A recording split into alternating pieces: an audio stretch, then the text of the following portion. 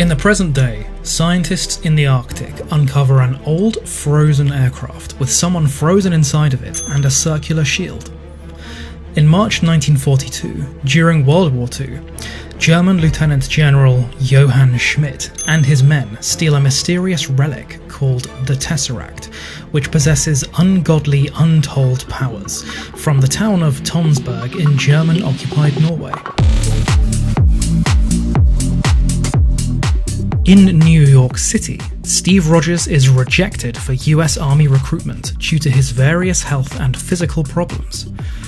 While attending a Stark Expo exhibition by engineer Howard Stark and his best friend Sergeant James Bucky Barnes, Rogers attempts to enlist again. Overhearing Rogers' conversation with Barnes about representing his country in the war, Dr. Abraham Erskine allows Rogers to enlist. He is recruited into the Strategic Scientific Reserve as part of a super soldier experiment under Erskine, Colonel Chester Phillips, and British MI6 agent Peggy Carter.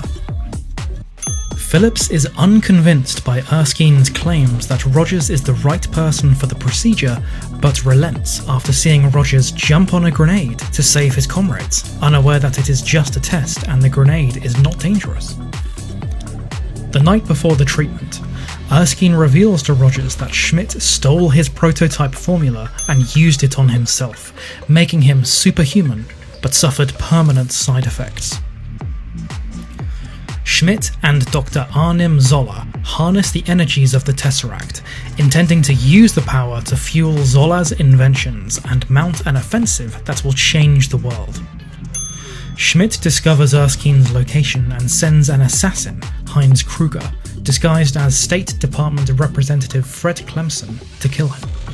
Erskine subjects Rogers to the super soldier treatment, injecting him with a special serum and dosing him with Vita rays. After Rogers emerges from the experiment taller and more muscular, Kruger kills Erskine and flees with a vial of the serum. Rogers pursues and captures Kruger, but the assassin avoids interrogation by taking a cyanide capsule and destroys the last vial. With Erskine dead and his super soldier formula lost, US Senator Brandt has Rogers tour the nation in a colourful costume as Captain America to promote war bonds, while scientists study his blood and attempt to reverse engineer the formula. In 1943, while on tour in Italy performing for active servicemen, Rogers learns that Barnes' unit was MIA in a battle against Schmidt's forces. Refusing to believe that Barnes is dead, Rogers has Carter and Stark fly him behind enemy lines to mount a solo rescue attempt. Rogers infiltrates the fortress of Schmidt's Hydra division, freeing Barnes and the other prisoners. Rogers confronts Schmidt, who removes a mask to reveal a red, skull-like visage that earned him the sobriquet the Red Skull. Schmidt escapes, and Rogers returns to base with the freed soldiers. Rogers recruits Barnes, Dum Dum Dugan, Gabe Jones, Jim Morita, James Montgomery Falsworth, and Jacques Dernier to attack other known Hydra bases. Stark outfits Rogers with advanced equipment, most notably a circular shield made of vibranium, a rare, nearly indestructible metal.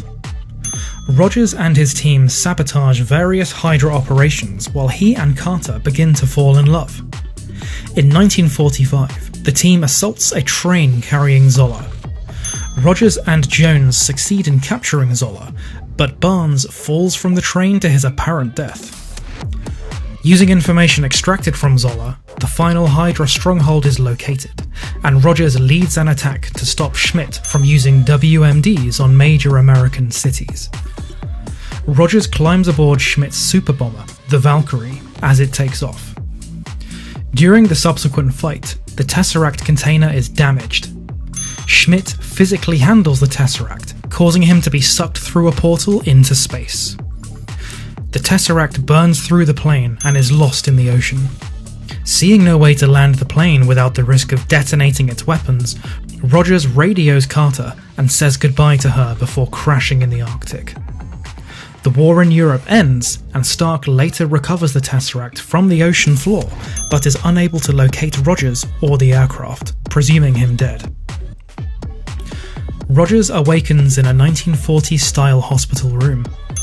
Hearing a radio broadcast of a baseball game that he attended in 1941, Rogers grows suspicious, flees outside, and finds himself in present-day Times Square, where S.H.I.E.L.D. director Nick Fury informs him that he has been asleep for nearly 70 years. In a post-credits scene, Fury approaches Rogers and proposes a mission with worldwide ramifications.